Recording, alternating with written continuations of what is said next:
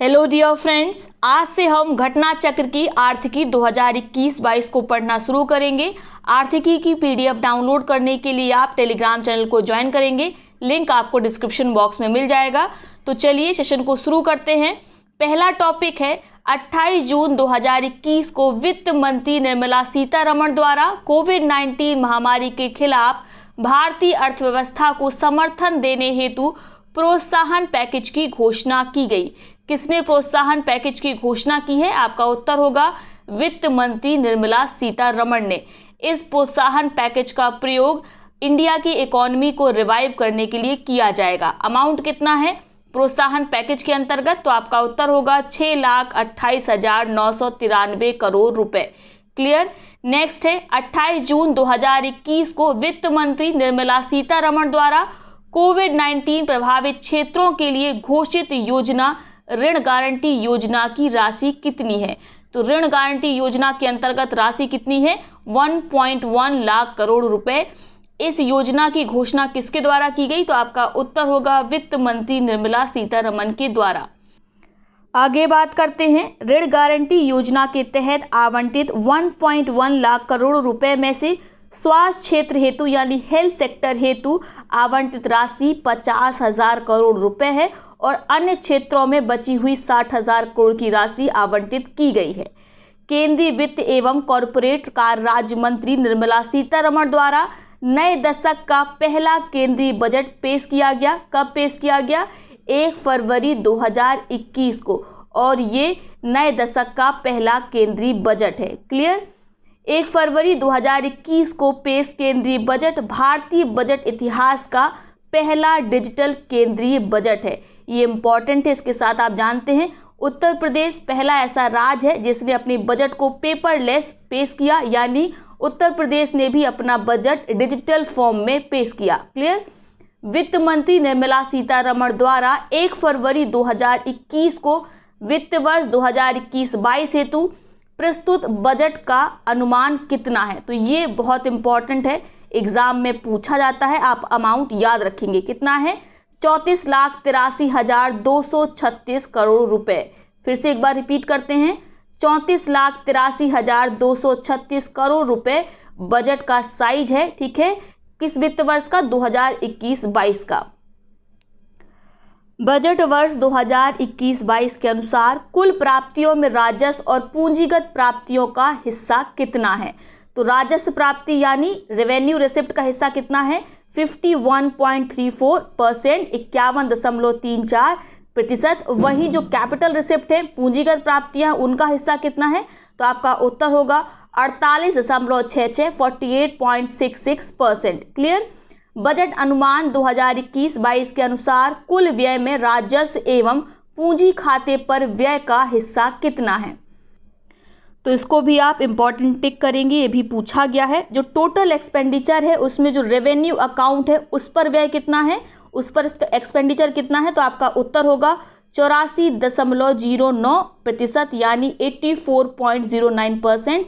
वहीं capital account पर व्यय कितना है, एक्सपेंडिचर कितना है? तो आपका उत्तर होगा 15.91%, 15.91%। क्लियर। वर्ष 2021-22 हेतु प्रस्तुत बजट में राजस्व घाटा कितना अनुमानित है? तो कितना रेवेन्यू डिफिसिट अनुमानित है? तो आपका उत्तर होगा 11,40,576 करोड़ रुपए। अमाउंट याद रखना इतना आवश्यक नहीं है, हम परसेंटेज याद रखेंगे। वर्ष 2021-22 हेतु अनुमानित राजस्व घाटा रेवेन्यू डेफिसिट जीडीपी का कितना प्रतिशत है? तो ये है 5.1%, 5.1%। ये ज़्यादा इंपॉर्टेंट है, आप परसेंटेज को याद रखेंगे यदि आपको अमाउंट याद नहीं होता है। ठीक। वर्ष 2021-22 के बजट में 15,06,812 करोड़ रुपए का राजकोषीय घाटा यानी फिस्कल डेफिसिट अनुमानित है, जो इसी वर्ष की अनुमानित जीडीपी का कितना प्रतिशत है? तो कितना है जीडीपी का राजकोषीय घाटा? तो आपका उत्तर होगा 6.8% राजकोषीय घाटा यानी फिस्कल डेफिसिट। वर्ष 2020-21 के केंद्रीय बजट के संशोधित अनुमान में राजकोषीय घाटा 18,48,655 करोड़ रुपए अनुमानित है, जो इसी वर्ष के अनुमानित जीडीपी का कितने प्रतिशत है। तो ये संशोधित अनुमान की बात यहाँ पर कर रहे हैं, तो संशोधन के बाद ये कितना हो गया, 9.5%। याद रखेंगे किसकी बात कर रहे हैं, राजकोषीय घाटे की, फिस्कल डेफिसिट की। बजट 2021-22 के अनुसार वर्ष 2021-22 में करों से कुल प्राप्ति का अनुमान कितना है। तो कितना है, 22,17,059 करोड़ रुपए। अमाउंट याद रखना मुश्किल है, 2-3 बार लिखकर याद करेंगे, याद हो जाएगा। आप जानते हैं चाहे वो यूपी पीसीएस हो या यूपी आरओ का एग्जाम हो, इन दोनों ही परीक्षाओं में जो इकोनॉमिक्स का बेसिक पार्ट होता है उससे क्वेश्चन कम आते हैं, जबकि क्वेश्चन किससे आते हैं, करंट पोर्शन से। तो ये आपका दायित्व है कि आप अच्छे से तैयारी करें, करंट पोर्शन पर ज़्यादा फोकस करें। इकोनॉमिक्स के लिए कम से कम 5 से 7 क्वेश्चन आपको इकोनॉमिक्स के मिल जाते हैं, ठीक है, लेकिन ज़्यादातर वे करंट फॉर्म में पूछे जाते हैं।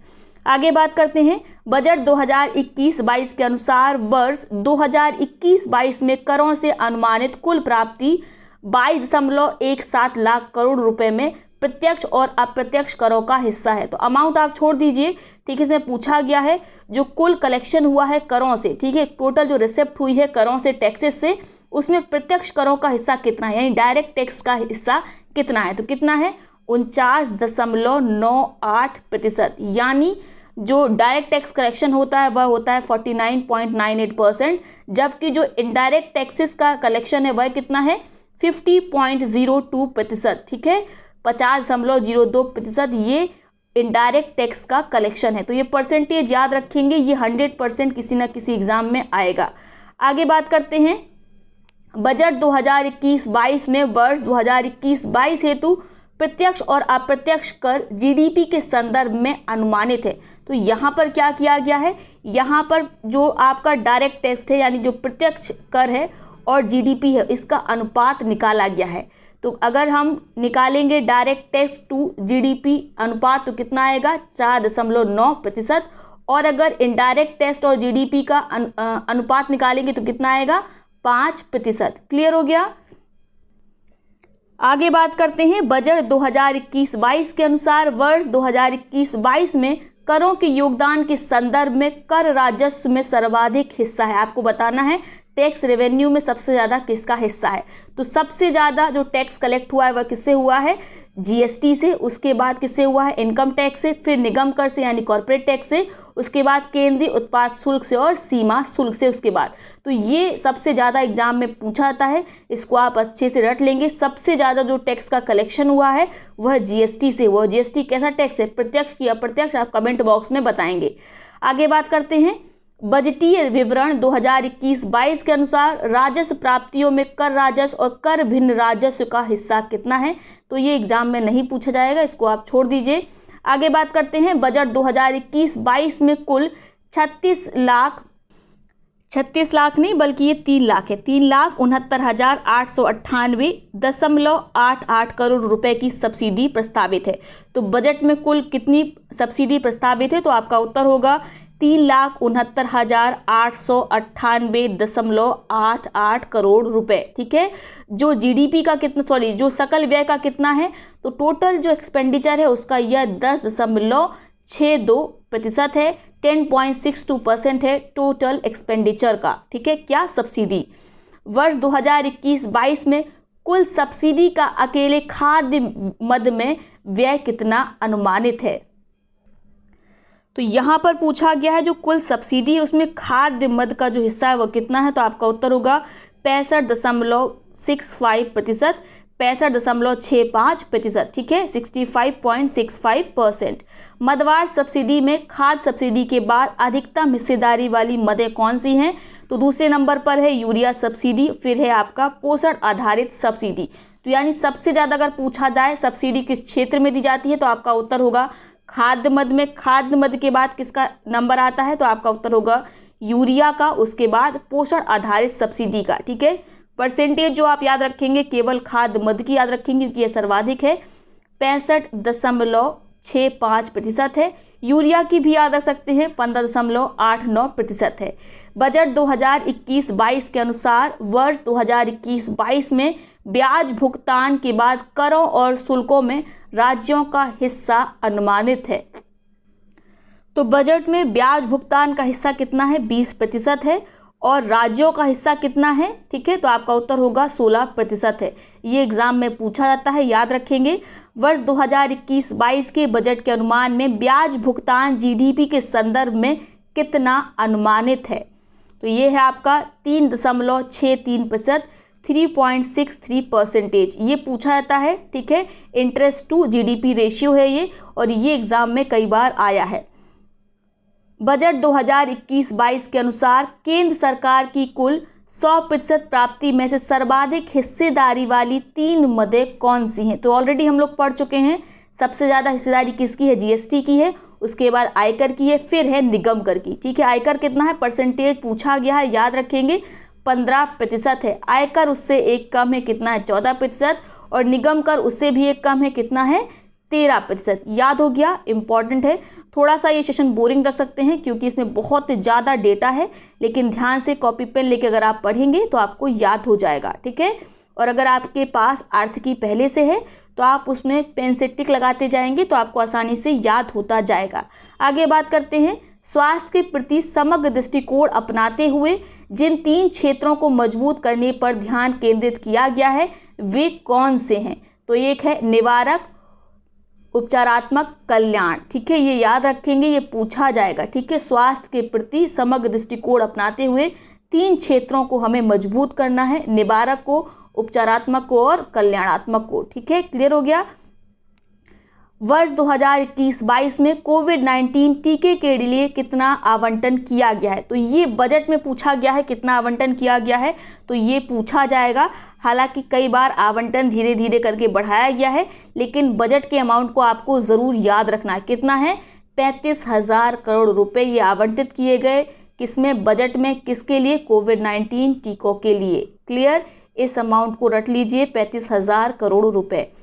बजट में वित्त वर्ष 2021-22 में स्वास्थ्य एवं खुशहाली हेतु 137% वृद्धि के साथ 2,23,846 करोड़ रुपए का व्यय रखा गया है, जबकि पिछले वित्त वर्ष 2020-21 में यह व्यय कितना प्रस्तावित था, तो इसको बाद में देखेंगे। सबसे पहले आपको क्या यहाँ पर फोकस करना है, जो हमारा नया बजट है 2021-22 का, उसमें स्वास्थ्य एवं खुशहाली हेतु जो बजट आवंटित किया गया है वह पिछले के कंपैरिजन में कितना % अधिक है, आपका उत्तर होगा 137% अधिक है, तो ये पूछा जाएगा। 137% की वृद्धि की गई है, ठीक है। इस बार कितना अमाउंट है, 2,23,846, तो पिछली बार कितना था, तो पिछली बार आप याद रखेंगे ये कितना है, ये लिखा हुआ है 94,452 करोड़ रुपए, और इसी में 137% की वृद्धि की करी गई, और यही अमाउंट 137% की वृद्धि के बाद कितना बन गया, 2,23,846, ठीक है, करोड़ रुपए। किस क्षेत्र में है, तो आपका उत्तर होगा स्वास्थ्य एवं खुशहाली क्षेत्र में, ठीक है। हेल्थ एंड हैप्पीनेस सेक्टर में 137% की ग्रोथ की गई है बजट में। प्रधानमंत्री आत्मनिर्भर स्वास्थ्य भारत योजना हेतु 6 वर्ष में कितने करोड़ रुपए खर्च किए जाएंगे, तो 6 वर्ष के लिए बजट अलॉट किया गया है 64,180 करोड़ रुपए का, ठीक है, प्रधानमंत्री आत्मनिर्भर स्वास्थ्य भारत योजना के लिए। जल जीवन मिशन हेतु 5 वर्ष में परिव्यय कितना किया जाएगा, ये शहरी क्षेत्र के लिए पूछा जा रहा है। आने वाले 5 वर्ष में कितना एक्सपेंड किया जाएगा जल जीवन मिशन के लिए, तो कितना एक्सपेंड होगा, आपका उत्तर होगा 2,87,000 करोड़ रुपए, ठीक है, 2,87,000 करोड़ रुपए ये परिव्यय किए जाएंगे जल जीवन मिशन के लिए, ठीक है। शहरी क्षेत्र की यहाँ पर बात की जा रही है आने वाले 5 वर्षों में। शहरी स्वच्छ भारत मिशन 2.0 हेतु 5 वर्ष की अवधि में कुल कितना वित्तीय आवंटन किया गया है, तो कुल कितना वित्तीय आवंटन किया गया है, आपका उत्तर होगा 1,41,678 करोड़ रुपए, ठीक है, याद रखेंगे। ये इतना बड़ा अमाउंट किस मिशन के लिए अलॉट किया गया, आवंटित किया गया, तो आपका उत्तर होगा शहरी स्वच्छ भारत मिशन 2.0 के लिए। अमाउंट कितना है, 1,41,678 करोड़ रुपए। विकास वित्तीय संस्थान DFI के पूंजीकरण हेतु मुहैया कराई गई धनराशि कितनी है? तो इसको याद रखेंगे, पूछा सकता है। ठीक है, DFI के पूंजीकरण के लिए कितनी राशि मुहैया कराई गई है? तो आपका उत्तर होगा 20,000 करोड़ रुपए। कितना? 20,000 करोड़ रुपए ये इसका आवंटन है। नेक्स्ट है वर्ष 2021-22 हेतु पूंजीगत व्यय यानी कैपिटल एक्सपेंडिचर में तेज वृद्धि करते हुए 5.54 लाख करोड़ रुपए प्रदान किए गए, जो वर्ष 2020-21 में आवंटित 4.12 लाख करोड़ रुपए की तुलना में कितने प्रतिशत अधिक हैं? तो यहाँ पर क्या पूछा गया है, यानी जो कैपिटल एक्सपेंडिचर है उसमें पिछले वर्ष की तुलना में इस वर्ष के बजट में कुल कितना अमाउंट अलॉट किया गया है, उसमें कितने परसेंट की वृद्धि की गई है। तो ये बहुत इंपॉर्टेंट है, याद रखेंगे। 34.5% से अधिक। कितना? 34.5%। ठीक है, ये आप याद रखना है। अमाउंट दोनों ईयर्स के याद रखना आसान नहीं है। इस वित्तीय वर्ष का कितना है? 5.54 लाख करोड़ रुपए, और पिछले वित्तीय वर्ष का कितना है? 4.12 लाख करोड़ रुपए। तो आप अमाउंट छोड़ दीजिए, परसेंटेज याद कर लीजिए। 5.35 लाख करोड़ रुपए की भारतमाला परियोजना के तहत 3.3 लाख करोड़ रुपए की लागत से प्रारंभ हुआ। ठीक है, कितने किलोमीटर? तो 13,000 किलोमीटर से अधिक लंबी सड़कों का निर्माण किया जाएगा। यानी भारतमाला प्रोजेक्ट की जो टोटल लागत है वह कितनी है? 5.35 लाख करोड़ रुपए है, लेकिन जो 13,000 किलोमीटर लंबी सड़कों का निर्माण शुरू हुआ है उसे 3.3 लाख करोड़ रुपए के अमाउंट से शुरू किया गया है। ठीक है, 11,000 किलोमीटर के राष्ट्रीय राजमार्ग गलियारों का निर्माण भी पूरा कर लिया जाएगा। तो कब तक किया जाएगा, ये डेट पूछी जा सकती है। मार्च 2022 तक। आपको विकल्प मिलेगा सितंबर 2021 तक, दिसंबर 2021 तक, मार्च 2022 तक, या आपसे पूछा जाएगा अगस्त 2022 तक। तो आपका उत्तर होगा मार्च 2022 तक 11,000 किलोमीटर की राष्ट्रीय राजमार्ग गलियारों का निर्माण पूरा किया जाएगा, यह बजट में कहा गया है। रेलवे हेतु 1,10,055 करोड़ रुपए की राशि प्रदान की गई, जिसमें 1,07,100 करोड़ रुपए आवंटित है। किसके लिए? पूंजीगत व्यय के लिए। तो ये नहीं पूछा जाएगा, इसको आप छोड़ दीजिए, ये एग्जाम में नहीं आएगा। आगे बात करते हैं। एक व्यापक राष्ट्रीय हाइड्रोजन एनर्जी मिशन प्रारंभ किया गया है। कब? वर्ष 2021-22 में। तो ये पूछा सकता है, राष्ट्रीय हाइड्रोजन एनर्जी मिशन, ठीक है, कब प्रारंभ किया गया? वर्ष 2021-22 में। उज्ज्वला योजना का विस्तार करते हुए इसमें कितने लोगों को, लाभार्थियों को और शामिल किया गया है? तो 1 करोड़ लाभार्थियों को इसमें और शामिल किया गया है, जबकि 8 करोड़ इसके लाभार्थी ऑलरेडी हो चुके हैं। यानी 8 करोड़ लोगों को उज्ज्वला योजना के अंतर्गत लाभ पहुंचाया गया है। ठीक है, उन्हें फ्री में LPG कनेक्शन दिए गए हैं। आगे 1 करोड़ लाभार्थियों को और शामिल किया जाएगा। इसकी घोषणा प्रधानमंत्री नरेंद्र मोदी ने स्वयं की थी। आगे देखते हैं। आपको याद होगा जो उज्ज्वला योजना थी उसे उत्तर प्रदेश के बाराबंकी जिले से प्रधानमंत्री नरेंद्र मोदी ने ही लॉन्च किया था। बीमा कंपनियों में स्वीकार प्रत्यक्ष विदेशी निवेश FDI को 49% से बढ़ाकर कितना कर दिया गया है? तो ये अभी तक किसी एग्जाम में नहीं पूछा गया है, लेकिन ये श्योरिटी है कि किसी न किसी एग्जाम में आएगा। तो आपका उत्तर होगा 74%। ठीक है, वित्तीय वर्ष 2021-22 में कृषि क्रेडिट लक्ष्य बढ़ाकर कितना कर दिया गया है? तो कितना किया गया है? 16.5 लाख करोड़ रुपए ये कृषि क्रेडिट लक्ष्य किया गया है वित्तीय वर्ष 2021-22 में। ग्रामीण बुनियादी ढांचा विकास निधि को 30,000 करोड़ रुपए से बढ़ाकर कितना किया गया है? तो पूछा जाएगा कुल कितनी वृद्धि की गई? तो आपका उत्तर होगा 10,000 करोड़ रुपए की। ठीक है, अमाउंट टोटल कितना हो गया 30,000 करोड़ से बढ़कर? तो आपका उत्तर होगा 40,000 करोड़ रुपए। ठीक है, दो तरीके से प्रश्न आता है। कई बार आता है कितने करोड़ की वृद्धि की गई, तो वृद्धि कितनी है, जितना दोनों का अंतर है, यानी 10,000 करोड़ रुपए, और अमाउंट कितना हो गया है बढ़कर? तो आपका उत्तर होगा 40,000 करोड़ रुपए। ठीक है, ग्रामीण बुनियादी ढांचा विकास निधि की हम यहाँ पर बात कर रहे हैं। वर्ष 2021-22 में भारत के इतिहास में पहली डिजिटल गणना हेतु आवंटित धनराशि कितनी है? तो कितनी धनराशि है? 3,768 करोड़ रुपए। किसके लिए है? डिजिटल जनगणना हेतु। और इतिहास में पहली बार इस धनराशि को आवंटित किया गया है, क्योंकि पहली बार डिजिटल जनगणना की जा रही है। तो ये आप समझ सकते हैं, ये इम्पॉर्टेंट है, इसको याद रखेंगे। कितना है? 3,768 करोड़ रुपए, 3,768 करोड़ रुपए। वित्त विधेयक के माध्यम से भारत की आकस्मिकता निधि यानी कंटिजेंसी फंड को 500 करोड़ रुपए से बढ़ाकर कितना किया जाना प्रस्तावित है? इसको लगा लीजिए, वेरी वेरी इंपॉर्टेंट। ये 100% किसी ना किसी एग्जाम में पूछा जाएगा। तो इसको 500 करोड़ से डायरेक्ट बहुत ज़्यादा इसमें वृद्धि की जा रही है। कितनी? आपका उत्तर होगा 30,000 करोड़ रुपए। कहाँ 500 करोड़ और कहाँ पर 30,000 करोड़? तो ये आप समझ सकते हैं कितना इंपॉर्टेंट है। ठीक है, किसको अमाउंट बढ़ाना है? कंटिजेंसी फंड का। निवेश को आकर्षित करने हेतु कॉरपोरेट कर यानी कॉरपोरेट टैक्स की दर को कम करते हुए कितना लाया गया है? तो विश्व में सबसे कम स्तर पर लाया गया है, ताकि हमारे यहाँ पर जो इन्वेस्टमेंट है वह अधिक से अधिक हो। तो हमने किसकी दर को कम किया है? तो आपका उत्तर होगा कॉरपोरेट टैक्स की दर को। ठीक है, और विश्व में हमारी जो ये कॉरपोरेट टैक्स की दर है वह सबसे कम है।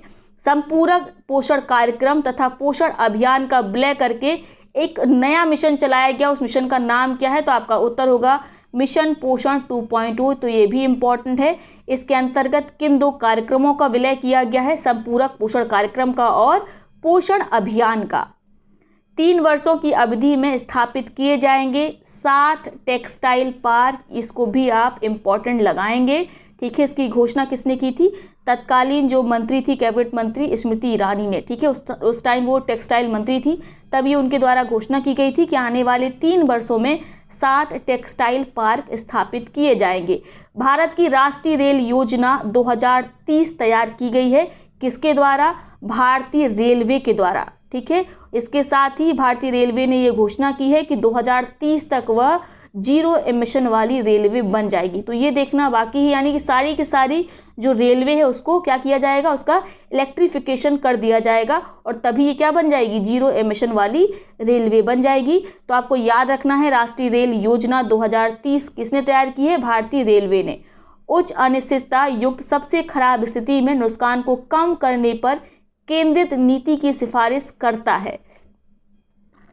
तो ये कौन सा रिसर्च है? ये हैंसन और सार्जेंट अनुसंधान। इसको लगाएंगे मोस्ट इंपॉर्टेंट। ठीक है, उच्च अनिश्चितता जैसी अभी स्थिति चल रही है कि पेंडेमिक पता नहीं कितने समय तक विस्तारित होगा और स्थिति सबसे खराब है, लेकिन इस खराब स्थिति में हम कैसे नुकसान को कम कर सकते हैं, इसी पर इन्होंने एक नीति बनाई है। किसने? हैंसन और सार्जेंट अनुसंधान ने। तो इसको आप मोस्ट इंपॉर्टेंट लगाएंगे, ये पूछा जाएगा। एनएसओ द्वारा वर्ष 2019-20 में 4.2% की वृद्धि की तुलना में वर्ष 2020-21 में भारत के वास्तविक जीडीपी में कितने प्रतिशत की गिरावट का अनुमान लगाया गया है? तो ये माइनस में है 7.7%। कारण क्या है गिरावट का? आप जानते हैं, कोविड-19 जैसा बड़ा पेंडेमिक जिसने आर्थिक और सामाजिक रूप से पूरे विश्व की कमर तोड़ दी है। तो आपका उत्तर होगा -7.7%। ये भारत की वास्तविक जीडीपी में गिरावट देखी गई। ठीक है, ये डेटा किसने निकाला है? एनएसओ ने, नेशनल स्टैटिस्टिकल ऑर्गेनाइजेशन ने। आर्थिक समीक्षा 2021-22 के अनुसार देश में आर्थिक सुधार का स्वरूप कैसा है? तो कैसा स्वरूप है देश की आर्थिक स्थिति का? कोविड-19 के कारण हमारी जो इकोनॉमिक्स थी, अचानक से लॉकडाउन हुआ, जिसके कारण हमारी जो इकोनॉमिक्स थी, अर्थव्यवस्था थी, नीचे पहुंच गई। लेकिन उतना ही जैसे ही लॉकडाउन खुला हमने उतना ही सडन राइज किया है। तो ये शेप कौन सा बन गया? वी शेप बन गया। तो अब आपको याद रहेगा। ठीक है, उपभोग और निवेश में मजबूत वृद्धि की संभावनाओं के साथ वित्त वर्ष 2021-22 के लिए वास्तविक जीडीपी विकास दर कितना अनुमानित है? तो 11% अनुमानित है वास्तविक जीडीपी विकास दर। ठीक है, किसके लिए? उपभोग और निवेश में मजबूत वृद्धि की संभावनाओं के साथ वित्त वर्ष 2021-22 के लिए। तो कितना रखा गया है? तो आपका उत्तर होगा 11%। ठीक है, खाद्यान्न उत्पादन का लक्ष्य फसल वर्ष 2000। देखिए, जो जीडीपी विकास दर के अनुमान है, मेरे ख्याल से आने वाले 1-2 साल में एग्जाम में नहीं पूछे जाना चाहिए, क्योंकि हर 2 महीने 3 महीने में ये डेटा ना केवल जो नेशनल इंस्टीट्यूट हैं, जो इंटरनेशनल इंस्टीट्यूट हैं, ठीक है, जो क्रेडिट रेटेड एजेंसी हैं, वे खुद ही चेंज कर रही हैं लगातार सभी देशों की जो जीडीपी ग्रोथ रेट है। तो एग्जाम में इसको नहीं पूछा जाना चाहिए। ठीक है, क्योंकि बहुत सडन चेंज इनमें हो रहा है, लेकिन फिर भी आप कोशिश करेंगे कि कुछ कुछ का याद रख लें। खाद्यान्न उत्पादन का लक्ष्य फसल वर्ष 2020-21 के लिए 301 मिलियन टन निर्धारित किया गया है, जो वर्ष 2019-20 के उत्पादन की तुलना में कितना % अधिक है? तो आपका उत्तर होगा 1.5% अधिक है। क्लियर? ठीक है, साथ में आप ये याद रखेंगे 301 मिलियन टन ये लक्ष्य निर्धारित किया गया है कुल खाद्यान्न उत्पादन का 2020-21 के लिए। ठीक है, सरकार के अंतिम उपभोग व्यय ने वर्ष 2020-21 में सकल घरेलू उत्पाद की वृद्धि को बरकरार रखा है। वर्ष 2019-20 में इसका हिस्सा 12% था, जो वर्ष 2020-21 में बढ़कर कितना हो गया? तो कितना हो गया है? 14% हो गया। पहले कितना था? 12% था। ठीक है, सरकार के अंतिम उपभोग व्यय में सकल घरेलू उत्पाद की वृद्धि की ये बात कर रहे हैं, तो इसको याद रखेंगे, हो सकता है पूछा जाए। वर्ष 2021 में सकल घरेलू उत्पाद के संकुचन यानी जीडीपी के संकुचन में सबसे अधिक योगदान किसने दिया है? यानी सबसे ज़्यादा जो संकुचन हुआ है जीडीपी ग्रोथ का, वह किस कारण हुआ है? सकल निवेश के कारण। इन्वेस्टमेंट ही नहीं हो रहा था, क्योंकि आप जानते हैं पूरे विश्व में लॉकडाउन लगा हुआ था, आवाजाही बंद थी, तो निवेश किस प्रकार से होगा? तो ना ही देश में निवेश हुए, ना ही विदेशों से निवेश हुए। इसी कारण जो जीडीपी में संकुचन देखा गया, वह सबसे बड़ा हिस्सा किसका था? इन्वेस्टमेंट का था। क्लियर हो गया? ठीक है, वर्ष 2020-21 से पूर्व के 5 वर्षों में भारतीय अर्थव्यवस्था की वृद्धि दर औसतन कितनी रही? तो ये पूछ रहे हैं 2020-21 से पूर्व जो 5 वर्ष रहे, भारत की जो औसतन जीडीपी की दर थी, अर्थव्यवस्था की विकास दर थी, वह कितनी रही? तो आपका उत्तर होगा 6.7%। क्लियर हो गया? नेक्स्ट है, वित्त वर्ष 2021-22 में भारत की वास्तविक जीडीपी दर 11% रहेगी, जबकि सांकेतिक नॉमिनल जीडीपी वृद्धि दर कितनी रहेगी? 15.4%। तो इसको आपको याद रखना है। ठीक है, कितनी रहेगी? अभी हमने पीछे पढ़ा था, जीडीपी वृद्धि दर जो है, जो वास्तविक है, जो रियल है, वो 11% रहेगी, और जो नॉमिनल जीडीपी ग्रोथ रेट है वह कितना रहेगा? 15.4%। वित्त वर्ष 2020-21 में भारत की जीडीपी में वृद्धि -7.7% रही, यानी नकारात्मक रही, नेगेटिव में रही। इसी अवधि के प्रथम और द्वितीय छमाही में यह वृद्धि दर कितनी अनुमानित है? तो प्रथम और द्वितीय छमाही का नहीं पूछा जाएगा, इतना डीप में नहीं पूछा जाता है। वर्ष 2020-21 में जीबीए वृद्धि दर अनुमानित है। तो कई बार एग्जाम में जीबीए पूछा गया है और नहीं लोग आंसर कर पाते हैं, तो इसको आप जरूर याद रखेंगे, -7.2 है। ठीक है, वर्ष 2020-21 का। और अभी हमने क्या पढ़ा था? अभी हमने पढ़ा था जो वास्तविक जीडीपी थी वह कितनी है? नेगेटिव में -7.7 2020-21 के लिए, और जीवीए कितना है? तो वह है -7.2। वर्ष 2018-19 में जीडीपी अनुपात में सकल बचत अनुमानित है, तो यह कितनी अनुमानित है? सकल बचत 30.1%। वर्ष 2018-19 में जीडीपी के अनुपात में सकल पूंजी निर्माण ग्रॉस कैपिटल फॉर्मेशन कितना अनुमानित है? तो आपका उत्तर होगा 32.2%। लॉकडाउन के तहत भारत सरकार एवं आरबीआई द्वारा कुल मिलाकर 29.87 लाख करोड़ रुपए की प्रोत्साहन राशि घोषित की गई, जो सकल राष्ट्रीय उत्पाद का कितना है? तो ये बहुत चर्चा में थी, आपको ऑलरेडी याद होगा। 15% तो आपने सुना ही होगा, अगर इस अमाउंट को नहीं सुना हो तो आपको भी परसेंटेज याद रखना है। ठीक है, लॉकडाउन के तहत भारत सरकार और आरबीआई ने मिलकर जो प्रोत्साहन राशि की घोषणा की थी वह टोटल जीडीपी का 15% थी। अमाउंट चाहे तो याद कर सकते हैं, 29.87 लाख करोड़ रुपए। विश्व व्यापार संगठन द्वारा WTO द्वारा अक्टूबर 2020 में जारी पूर्वानुमानों के अनुसार वर्ष 2020 में वैश्विक व्यापार की मात्रा में 9.2% की गिरावट आई है, जबकि 2021 में इसमें अनुमानित कितनी वृद्धि हुई है? तो गिरावट कब आई थी? जब लॉकडाउन लगा हुआ था 2020 में। ठीक है, कितनी? 9.2%। 2021 में इसने वृद्धि की है, वृद्धि कितनी है? तो आपका उत्तर होगा 7.2%। ठीक है, ये नेगेटिव इसके लिए नहीं है, बल्कि ये डैश लगा हुआ है। तो 2020 में जो वैश्विक व्यापार की मात्रा में गिरावट आई थी वह कितनी आई थी? 9.2, यानी ग्रोथ रेट जो था वो माइनस में था। लेकिन 2021 में चूंकि सब जगह से लॉकडाउन हट गया है, अब अंतर्राष्ट्रीय आना जाना भी शुरू हो गया है, तो कितना है? 7.2% है वैश्विक व्यापार की वृद्धि। ठीक है, वर्ष 2019-20 की तुलना में 2020-21 की अवधि में भारत के साथ अनुकूल व्यापार संतुलन मोस्ट फेवरेबल ट्रेड बैलेंस दर्शाने वाले शीर्ष 4 देश कौन से हैं। यानी उनके साथ हमारा जो आयात निर्यात है वह लगभग बैलेंस है, यानी जितना हम उन्हें निर्यात करते हैं बस उतना ही आयात करते हैं, या ऐसे कहें जितना हम उन्हें उनसे आयात करते हैं उतना हम उनको बेच देते हैं, उतना हम उनको निर्यात कर देते हैं। तो ट्रेड बैलेंस वाली जो कंट्री हैं, ठीक है, पिछले एक साल की बात कर रहे हैं, अप्रैल नवंबर 2019-20 से लेके अप्रैल नवंबर 2020-21 की। तो कौन कौन से देश हैं? तो पहले नंबर पर है यूएसए, फिर है आपका बांग्लादेश, फिर है नेपाल, फिर है यूके। तो इसको आप मोस्ट इंपॉर्टेंट याद रखेंगे, क्रम याद रखेंगे। सबसे ज़्यादा जो फेवरेबल ट्रेड बैलेंस है हमारे यूएसए के साथ है, उससे कम बांग्लादेश के साथ, उससे भी कम नेपाल के साथ, और फिर है आपका यूके। ठीक है, सबसे कम किसके साथ है, नेगेटिव में किसके साथ है? तो आप जानते हैं चाइना के साथ है। हम बहुत ज़्यादा वहाँ से आयात करते हैं, बल्कि हमारे पास बेचने के लिए उनके लायक कुछ नहीं है। आगे बात करते हैं, वर्ष 2019-20 की तुलना में वर्ष 2020-21 की अवधि में भारत के साथ सर्वाधिक व्यापार घाटा हाईएस्ट ट्रेड डेफिसिट प्रदर्शित करने वाले शीर्ष देश कौन से हैं? तो अभी क्लियर हो गया ये कौन सा देश होगा। पहले नंबर पर चाइना होगा, क्योंकि सबसे ज़्यादा हम इन्हें क्या करते हैं, सबसे कम हम इन्हें निर्यात करते हैं और सबसे अधिक यहाँ से क्या करते हैं, आयात करते हैं। तो हमारा जो ट्रेड डेफिसिट है वो चीन के साथ सबसे ज़्यादा है। दूसरा नंबर इराक का है, तीसरा नंबर सऊदी अरब का है, चौथा नंबर है स्विट्ज़रलैंड का। तो याद रखना है, बहुत इंपॉर्टेंट है, ये एग्जाम में खूब पूछे जाते हैं, एकदम फेवरेट क्वेश्चन है, पेट क्वेश्चन है। अप्रैल दिसंबर 2020-21 के दौरान कुल 200.8 बिलियन डॉलर का निर्यात हुआ।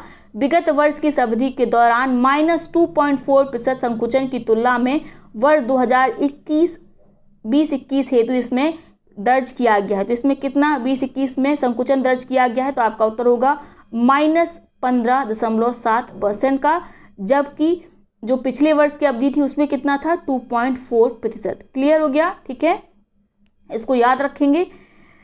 भारतीय फार्मास्यूटिकल उद्योग मात्रा के संदर्भ में विश्व में चीन एवं इटली के बाद तीसरे स्थान पर है, जबकि मूल्य के संदर्भ में वैश्विक स्तर पर भारत का 14वां सबसे बड़ा उद्योग है। किसका? भारतीय फार्मास्यूटिकल का। ठीक है, तो चीन और इटली के बाद भारत का तीसरा स्थान है। अगर हम वॉल्यूम देखें, मात्रा देखें, अगर हम मूल्य को यानी उसकी वैल्यू को कंपेयर करें, ठीक है, उसकी मॉनेटरी वैल्यू को कंपेयर करें, तो हमारा स्थान कौन सा है? 14वां है।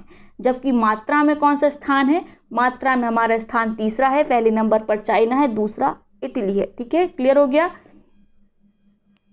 भारत ने विश्व फार्मा निर्यात में अपनी हिस्सेदारी वर्ष 2020 के 1.4% से बढ़ाकर वर्ष 2019 में कितनी कर दी है? तो आपका उत्तर होगा, हम सबसे ज़्यादा फार्मास्यूटिकल उत्पादों को 2010 में 1.4% की दर से निर्यात करते थे, और 10 वर्षों में हमने इसमें कितनी बढ़ोतरी की है? तो बढ़कर हमारा हो गया है 2.6%। क्लियर हो गया, यानी 1.2% की हमने इसमें बढ़ोतरी की है। वर्ष 2019 में विश्व फार्मा निर्यात में हिस्सेदारी के संदर्भ में भारत 11वें स्थान पर है, जबकि शीर्ष 3 स्थानों पर काबिज देश हैं जर्मनी, स्विट्जरलैंड, यूएसए। तो ये एग्जाम में ज़रूर पूछे जाएंगे। फार्मास्यूटिकल से संबंधित जो भी हमने करंट अफेयर पढ़े हैं आप उन्हें रट्टा मार के याद कर लीजिए, वो एग्जाम में आएंगे। तो वर्ष 2019 में विश्व फार्मा निर्यात में हिस्सेदारी के संदर्भ में भारत 11वें स्थान पर है, और जो टॉप 3 कंट्रीज़ हैं विश्व फार्मा निर्यात में, ठीक है, यानी फार्मास्यूटिकल्स के एक्सपोर्ट में, निर्यात में, तो पहले नंबर पर है जर्मनी, दूसरे नंबर पर है स्विट्जरलैंड, तीसरे नंबर पर है यूएसए। तो आपको जर्मनी और स्विट्जरलैंड याद रखना है। ठीक है, यूएसए की भी रैंक याद रख सकते हैं, इसकी रैंक 3rd है, भारत की रैंक 11वीं है। अप्रैल नवंबर 2020 की अवधि में भारत के शीर्ष 5 निर्यात गंतव्य कौन से हैं? फेवरेट पार्ट, ये एग्जाम में पूछा जाता है। तो शीर्ष निर्यात गंतव्य कौन से हैं? पहले नंबर पर यूएसए, फिर चाइना, फिर यूएई, फिर हांगकांग, फिर सिंगापुर। इस क्रम को रट लीजिए, ये एग्जाम में पूछा गया है। सबसे ज़्यादा हम निर्यात किसको करते हैं? यूएसए को, फिर चाइना को, फिर यूएई को, फिर हांगकांग को, फिर सिंगापुर को। अप्रैल नवंबर 2020 की अवधि में भारत के शीर्ष 5 आयात गंतव्य कौन से, यानी कहाँ से सबसे ज़्यादा आयात हम करते हैं? तो सबसे ज़्यादा आयात हम करते हैं चाइना से, फिर यूएसए से, फिर यूएई से, फिर हांगकांग से, और फिर सिंगापुर से। तो हांगकांग का दोनों में ही 4था स्थान है, यूएई का भी दोनों में ही निर्यात आयात में तीसरा स्थान है। यहाँ पर स्थिति बदल जाती है। ठीक है, अगर बात आती है निर्यात की तो इसमें यूएसए पहले नंबर पर आ जाता है और आयात की बात आती है तो चाइना पहले नंबर पर आ जाता है। क्लियर हो गया। आगे देखें, 26 फरवरी 2021 को जारी वर्ष 2020-21 हेतु राष्ट्रीय आय के द्वितीय अग्रिम अनुमानों में जीडीपी की वास्तविक विकास दर कितनी अनुमानित है? तो राष्ट्रीय आय के जो द्वितीय अग्रिम अनुमान है उसमें जीडीपी की जो वास्तविक विकास दर बताई गई है वह कितनी बताई गई है? -1%। याद रख सकते हैं, इतना इम्पोर्टेंट नहीं है। वर्ष 2020-21 में आधार कीमतों पर वास्तविक जीवीए 124.11 लाख करोड़ रुपए रहने की संभावना है, जबकि वर्ष 2019-20 में यह 132.71 लाख करोड़ रुपए था। वर्ष 2019-20 की तुलना में वर्ष 2020-21 में जीवीए जो संकुचन है वह कितना प्रतिशत प्रदर्शित करता है, यानी कितना जीवीए का संकुचन रहा 2019 से हम कंपेयर करें 2020 को। ठीक है, ये वाला ईयर आप समझ लीजिए, तो कितना है? -6.5%। वर्ष 2021-22 हेतु राष्ट्रीय आय के अग्रिम अनुमानों में आधार कीमतों पर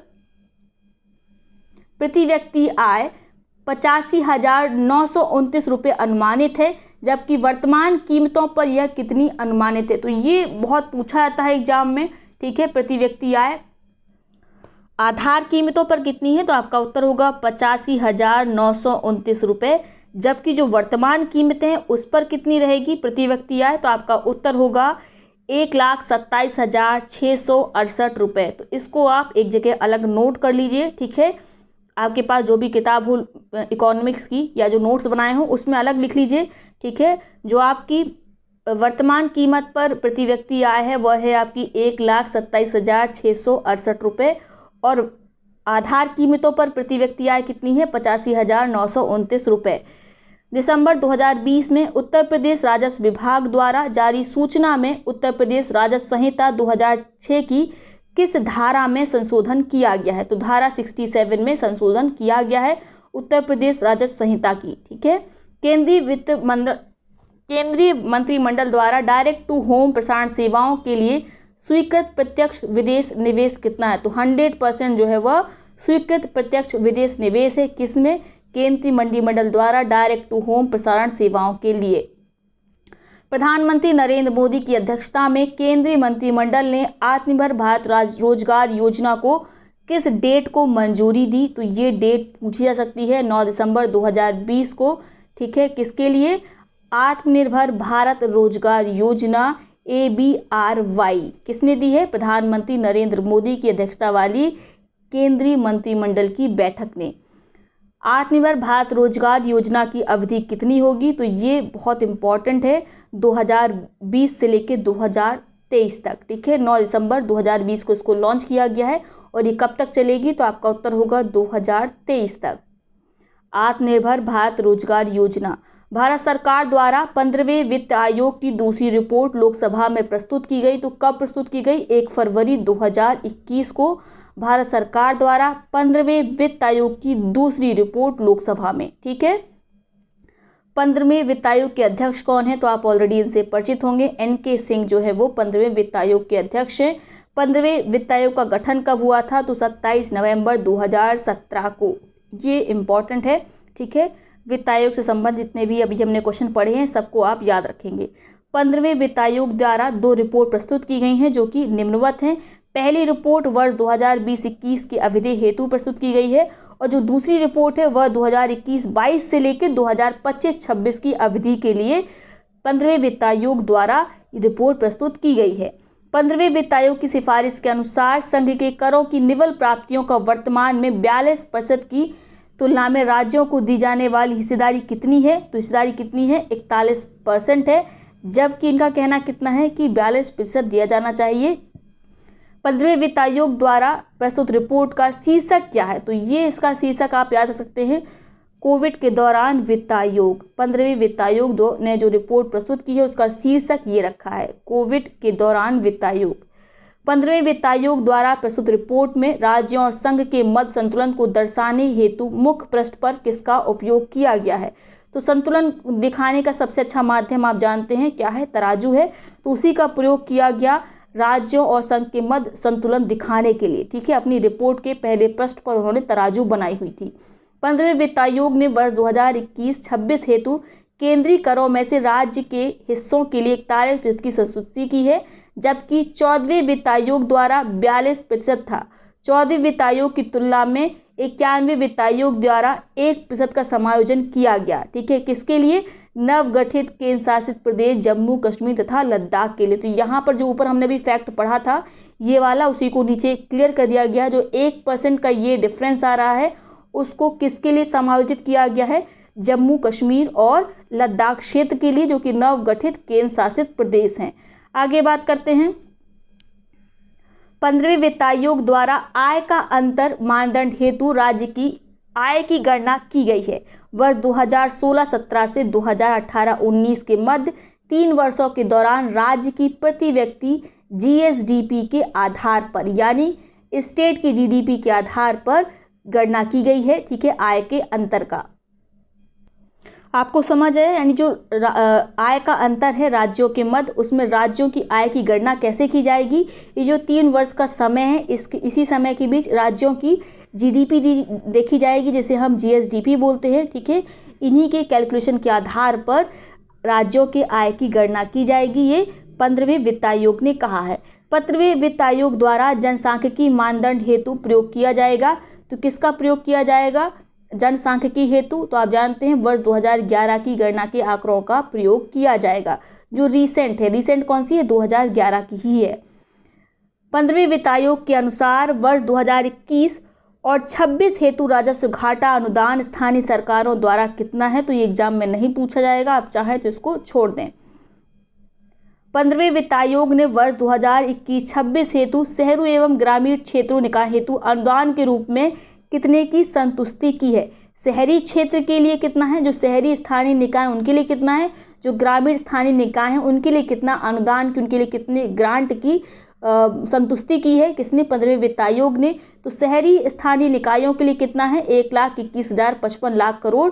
वहीं ग्रामीण स्थानीय जो निकाय है उनके लिए कितने अनुदान की, ग्रांट की संतुष्टि की है? तो आपका उत्तर होगा 2,36,805 करोड़ रुपए। इस अमाउंट को आप याद रख सकते हैं। 15वें वित्त आयोग के अनुसार वर्ष 2020-21 हेतु स्थानीय निकायों के लिए 90,000 करोड़ रुपए अनुदानित हैं। इनमें से ग्रामीण एवं शहरी निकायों हेतु आवंटित राशि कितनी है? तो टोटल आप याद रखेंगे, जो स्थानीय निकाय हैं उनके लिए कितनी राशि निकाली गई है ग्रांट देने के लिए? तो आपका उत्तर होगा 90,000 करोड़ रुपए। परसेंटेज आप याद रख सकते हैं, ठीक है। परसेंटेज कितना है? ग्रामीण के लिए 67.5% है। वहीं शहरी स्थानीय निकायों के लिए कितना है? तो आपका उत्तर होगा 32.5%। ये अमाउंट दे रखा है, आप चाहें तो अमाउंट दे सकते हैं। ग्रामीण क्षेत्रों के लिए जो अमाउंट रहेगा वह कितना रहेगा? 60,750 रुपये। और शहरी स्थानीय निकायों के लिए जो आवंटन रहेगा वह रहेगा 29,250। पर अमाउंट याद करने से अच्छा है कि आप परसेंटेज को याद रखें, परसेंटेज ही एग्जाम में पूछा जाएगा, ठीक है। टोटल आप याद रख सकते हैं, टोटल जो अनुदान देने की बात कही गई है स्थानीय निकायों के लिए वह कितनी की गई है? 90,000 करोड़ रुपए की। 15वें वित्त आयोग की संतुष्टियों के आधार पर वर्ष 2021-26 के लिए केंद्र द्वारा हस्तांतरित करों विभाज्य पूल में से अधिकतम हिस्सेदारी वाले 3 राज्य कौन से हैं? तो यानी कि सबसे ज़्यादा टैक्स किसको मिलता है, किसका सबसे ज़्यादा टैक्स में हिस्सा है, ठीक है। जो 41% की हिस्सेदारी है उसमें इस 41% में किसको सबसे ज़्यादा अमाउंट प्राप्त होता है? सबसे ज़्यादा अमाउंट किसको प्राप्त होता है? 17%, 41 का 17% उत्तर प्रदेश को। फिर दूसरे नंबर पर बिहार आता है, तीसरे नंबर पर आता है मध्य प्रदेश। तो इनको आपको याद रखना है। टॉप पर कौन है अधिकतम हिस्सेदारी के मामले में? तो पहले नंबर पर है उत्तर प्रदेश, फिर है बिहार, फिर है मध्य प्रदेश, ठीक है। और यूपी बिहार में आप देख सकते हैं अच्छा खासा अंतर है, लगभग 7% का। 15वें वित्त आयोग द्वारा वर्ष 2020-21 हेतु उत्तर प्रदेश को ग्रामीण स्थानीय निकायों हेतु 9,752 रुपये आवंटित किया गया है, जो देश भर में ग्रामीण स्थानीय निकायों हेतु कुल अनुदानित राशि का कितना प्रतिशत है?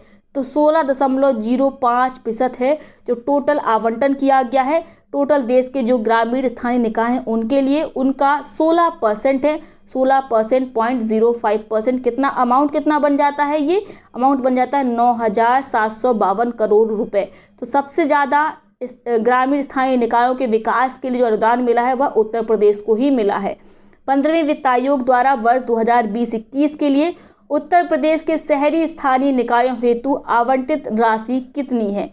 तो उत्तर प्रदेश के शहरी स्थानीय निकायों के विकास के लिए 4,695 करोड़ रुपए की राशि 15वें वित्त आयोग द्वारा आवंटित की गई है।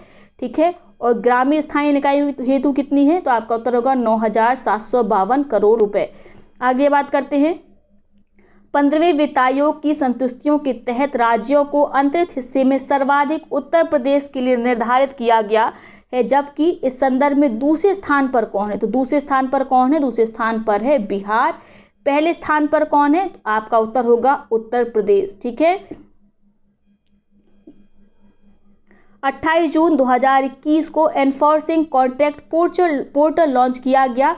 तो इस एनफोर्सिंग कॉन्ट्रैक्ट पोर्टल को किसने लॉन्च किया है? तो इसको लॉन्च किया गया है न्याय विभाग के द्वारा। ठीक है, विधि एवं न्याय मंत्रालय के तहत न्याय विभाग के द्वारा एनफोर्सिंग कॉन्ट्रैक्ट पोर्टल 2021 लॉन्च किया गया है। इस वीडियो को यहीं पे एंड करते हैं। वीडियो बहुत लंबा हो रहा है, देखने में फिर आपको बोर लगने लगेगा। आप क्या करेंगे, आपके कहने पर ये वीडियो बनाया गया है, आप लोगों के रिक्वेस्टिंग मैसेज आ रहे थे, तो अब आप अपने दोस्तों के साथ, मित्रों के साथ इस वीडियो को शेयर करेंगे ताकि ज़्यादा से ज़्यादा लोगों के पास इस वीडियो की पहुंच सुनिश्चित हो। और अगर आपको कोई क्वेरी हो, कोई सजेशन हो, तो कमेंट बॉक्स में आप लिखेंगे, आपकी सजेशंस को सुना जाएगा। ठीक है, और अगर संभव होगा तो उनके अनुसार कार्य भी किया जाएगा। तो ठीक है, नए वीडियो में मिलेंगे, तब तक के लिए बहुत बहुत धन्यवाद।